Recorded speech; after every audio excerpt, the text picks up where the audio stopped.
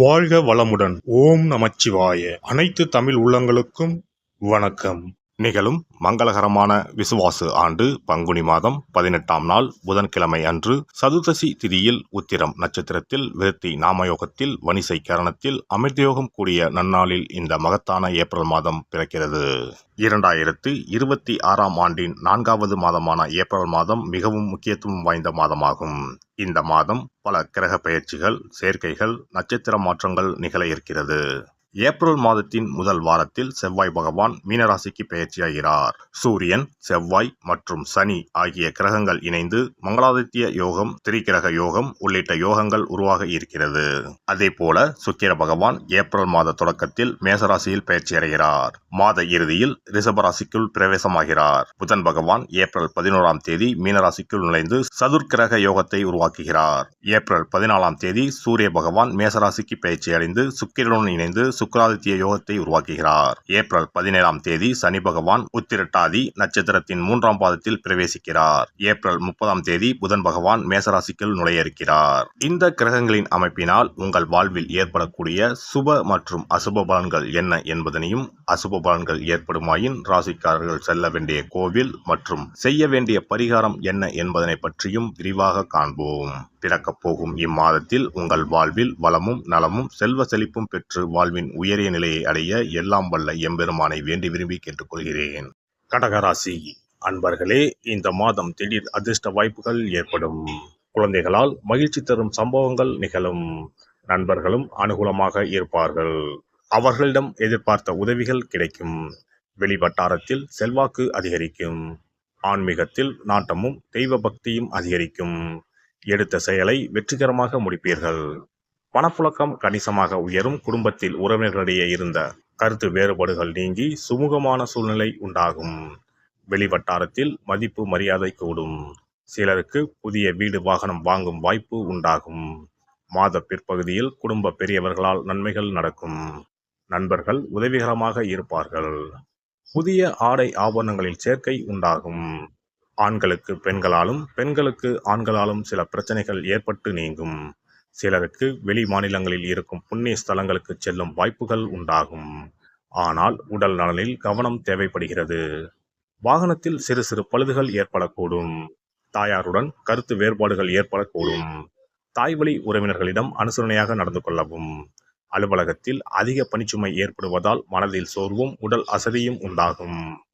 உயர் அதிகாரிகளிடம் அனுசரித்து செல்வது எதிர்காலத்திற்கு நல்லது. சிலருக்கு திடீர் இடமாற்றம், பணிமாற்றம் ஏற்படக்கூடும். எதிர்பார்க்கும் சலுகைகள் கிடைப்பதில் தடை தாமதங்கள் ஏற்படக்கூடும். தொழில் வியாபாரத்தில் முன்னேற்றமான சூழ்நிலையே காணப்படும். உழைப்புக்கு ஏற்ற ஆதாயம் கிடைக்கும். பங்குதாரர்களுடன் இணக்கமான சூழ்நிலையே காணப்படும். ஆனாலும் மறைமுக பிரச்சனைகளை சமாளிக்க வேண்டி இருக்கும். மாத பிற்பகுதியில் கொடுக்கல் வாங்கல் விஷயத்தில் எச்சரிக்கை அவசியம். குடும்பத்தை நிர்வகிக்கும் பெண்களுக்கு உறவினர்கள் மத்தியில் மதிப்பும் மரியாதையும் கூடும். வாழ்க்கை துணையின் அன்பும் அவர் வழி உறவினர்களால் நன்மைகளும் ஏற்படும். சிலருக்கு வெளியூர் புண்ணிய ஸ்தலங்களுக்கு செல்லும் வாய்ப்பு உண்டாகும்.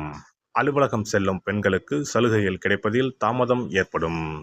வியாழக்கிழமைகளில் தட்சிணாமூர்த்திக்கு நெய் தீபம் ஏற்றி அர்ச்சனை செய்து வழிபடுவது நல்லது. சிறப்பு தொகுப்பு. கண் திருஷ்டிகள் அகன்று தடைப்பட்டு கொண்டிருக்கும் காரியங்கள் நிறைவேற செய்ய வேண்டிய பரிகாரம் என்ன என்பதனை பற்றி காண்போம். வாழ்க்கையில் நல்ல நிலையில் இருந்தவர்கள் கூட திடீரென்று பொருளாதாரம் இழந்து மன கஷ்டங்களுடன் வாழும் நிலை ஏற்படும். இந்த நிலை எதனால் ஏற்பட்டது என்று ஆராய்ந்து பார்த்தால் பெரும்பாலும் அவர்களின் மீதான கண் திருஷ்டிதான் காரணமாக இருக்கும். கல்லடி பட்டாலும் கண்ணடி படக்கூடாது என்று சொல்வார்கள் அல்லவா, அது உண்மைதான். இது போன்ற பிறரின் பொறாமை கொண்ட கண் திருஷ்டியினால் பலரின் வாழ்க்கை சிரமத்திற்கு ஆளாக நேரிடும். இது போன்ற கண் திருஷ்டிகளிலிருந்து எப்படி தப்பிப்பது? இருக்கவே இருக்கிறது எளிதாக கிடைக்கும் ஊமத்தஞ்செடி. தெய்வ சக்தி நிறைந்த செடியாக கருதப்படும் ஊமத்தஞ்செடியின் காய், பூ, இலைகள் என அனைத்தும் தீய சக்திகள் விரட்ட பரிகாரத்துக்கு பயன்படுகிறது. பொதுவாக ஊமத்தம் காய்க்கு கெடுதலை அகற்றக்கூடிய சக்தி உண்டு. நம் வீட்டில் உள்ள எதிர்மறை சக்தியை அகற்றுவதற்கு ஊமத்தங்காய் தீபம் சிறந்த பரிகாரமாகிறது. தெய்வீக மகத்துவம் நிறைந்த ஊமத்தங்காய் மற்றும் பூவையும் எடுத்துக்கொள்ளுங்கள். வீட்டுக்கு அருகில் இல்லை என்றால் நாட்டு மருந்து கடைகளில் கிடைக்கும். இந்த 2 பொருட்களையும் மஞ்சள் தண்ணீரை கொண்டு நன்றாக கழுவி விடுங்கள். சிறிது நேரம் அவற்றிலுள்ள ஈரம் போக ஆறவிட்டு பிறகு அவற்றை ஒரு மஞ்சள் துணியில் குலதெய்வத்தை வேண்டி ₹1 நாணயத்தோடு சேர்த்து முடிந்து வீட்டின் நிலைப்படியில் கட்டி தொங்க விடுங்கள். இந்த முடிச்சை வெள்ளிக்கிழமை அல்லது ஞாயிற்றுக்கிழமைகளில் தயார் செய்து வாசல் படியில் கட்டுவது சிறப்பு. தினமும் வீட்டில் தீபம் ஏற்றி காண்பிக்கும் போது இந்த முடிச்சுக்கும் காண்பிக்கவும். இதேபோல் ஊமத்தம் இலைகள் கிடைத்தால் அந்த இலைகளை சுத்தமான மஞ்சள் தண்ணீரில் கழுவிவிட்டு அவற்றை கொண்டு வீட்டில் இருக்கும் விநாயகருக்கு திங்கள் கிழமைகளில் தொடர்ந்து அர்ச்சனை செய்து வர வேண்டும். ஊமத்தம் பூவையும் விநாயகருக்கு சூட்டலாம்.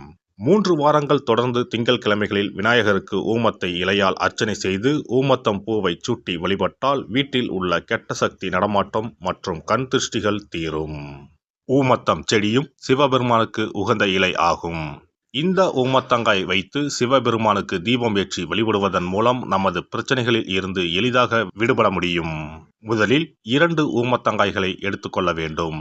அவற்றின் மீது முட்கள் இருப்பதால் மிகவும் கவனமாக கையாள வேண்டும். ஊமத்தங்காயின் காம்பு பகுதிகளை வெட்டி கொண்டு கத்தியை பயன்படுத்தி ஊமத்தங்காயின் உள்ளே இருக்கும் விதை பகுதியை முழுவதுமாக நீக்கிவிட வேண்டும். பின்னர் 2 அகல் விளக்குகள் மற்றும் விளக்கு வைப்பதற்கான 2 தட்டுகளை எடுத்து சுத்தம் செய்து அவற்றிற்கு மஞ்சள் குங்குமம் போட்டு வைத்துக் கொள்ள வேண்டும். பின்னர் 2 தட்டின் மீதும் ஒவ்வொரு அகல் விளக்கை வைத்துக் கொள்ள வேண்டும். அதன் பிறகு எப்போதும் பூஜை செய்வதற்கு வைப்பது போன்ற வெத்தலைப்பாக்கு, பழம் போன்றவற்றை வைத்துவிட்டு 2 விளக்குகளையும் ஏற்றி சிவபெருமானை மனதார வேண்டிக் கொள்ள வேண்டும். எனக்கு இருக்கும் பிரச்சனைகள் அனைத்தும் தீர்ந்து இன்பமான வாழ்க்கை கிடைக்க வேண்டும் என வேண்டிக் கொள்ள வேண்டும். இந்த பூஜையை வெள்ளிக்கிழமை அன்று தொடங்கினால் தொடர்ந்து 9 வெள்ளிக்கிழமைகள் செய்ய வேண்டும். ஊமத்தங்காயின் மீது எவ்வாறு முட்கள் இருக்கிறதோ அதுபோல நமது வாழ்க்கையில் இருக்கும் முட்கள் போன்ற பிரச்சனைகளை அவை தீர்த்து வைக்கின்றன. இந்த பூஜையை நாம் தொடர்ந்து செய்து வருவதால் நம் மீது இருக்கும் கண் திருஷ்டிகள் அகன்றுவிடும். தீராத துயரங்கள் தீர்ந்துவிடும். பணம், நகை நம்மிடம் பெருகி வரும். சிலருக்கு கையில் சுத்தமாக பணம் இருக்காது. வறுமை தாண்டவமாடும். கடன் தொல்லையால் கஷ்டப்படுவார்கள். பண பிரச்சனையில் சிக்கி கொண்டிருப்பவர்கள் இந்த தீபத்தை ஏற்றினால் 3 வாரங்களில் நல்ல பலனை பெற முடியும். தொழிலில் நல்ல முன்னேற்றம் இருக்கும். கடன் பிரச்சனைகள் தீரும். உறவினர்களிடையே பகைமை இருந்தால் அவையும் மறைந்துவிடும். நோய்வாய் உள்ளவர்கள் இந்த தீபத்தை ஏற்றுவதன் மூலம் நல்ல பலனை பெற முடியும்.